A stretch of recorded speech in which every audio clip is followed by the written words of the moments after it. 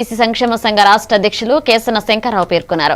బాపట్ల పట్టణంలోని పద్మశాలి సేవా సంఘ భవనంలో జరిగిన విలేకరుల సమావేశంలో ఆయన మాట్లాడుతూ బీసీలకు పెద్దపీట వేస్తామన్న కూటమి ప్రభుత్వం ఆచరణలో పెట్టాలన్నారు. బీసీ రుణాలు మంజూరు చేస్తున్నామని గత సంవత్సరం ఆర్భాటంగా ప్రకటించిన ప్రభుత్వం ఏ ఒక్కరికి వారి ఖాతాలో రాయితీ రుణాలు మొత్తం వేయడంలో విఫలమైందన్నారు. తక్షణమే ఆ రుణాలను మంజూరు చేయాలన్నారు. ఈ కార్యక్రమంలో ఆ సంఘ జిల్లా వర్కింగ్ ప్రెసిడెంట్ జీవీఎల్ మోహన్ గౌడ్, జిల్లా ప్రధాన కార్యదర్శి బాపట్ల రవికుమార్, గౌరవ అధ్యక్షుడు మధ్యబోయిన తాతయ్య, జిల్లా నాయకులు చేచర్ల సతీష్, మారం రవికుమార్, పిన్నిపోయిన వెంకటేశ్వర్లు, ఏడుకొండలు, కంకణాల రాంబాబు, గవిని కృష్ణ పాల్గొన్నారు. జిల్లా బాపట్ల రావడం జరిగింది. ఇక్కడ బీసీ సంక్షేమ సంఘం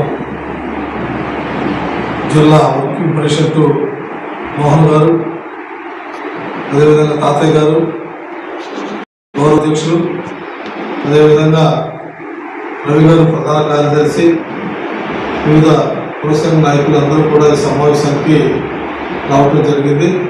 ప్రభుత్వానికి కూడా అసలైన సిసలైన బాధితులకి లోన్స్ ఇచ్చి వాళ్ళు కూడా న్యాయం చేయమని మేము అడుగుతా ఉన్నాం.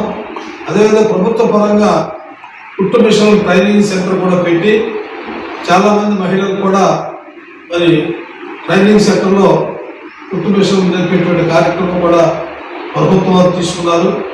దానికి కూడా వాళ్ళకి కుట్టు మిషన్లు ఇచ్చి వారి యొక్క కుటుంబాన్ని ఆదుకోవాలని, అదేవిధంగా బీసీ ఆదరణ పథకం కూడా త్వరలో ప్రవేశపెడతామని చెప్పని ఇటీవల బీసీ శాఖ మంత్రి గారు కూడా తెలియజేయటం జరిగింది.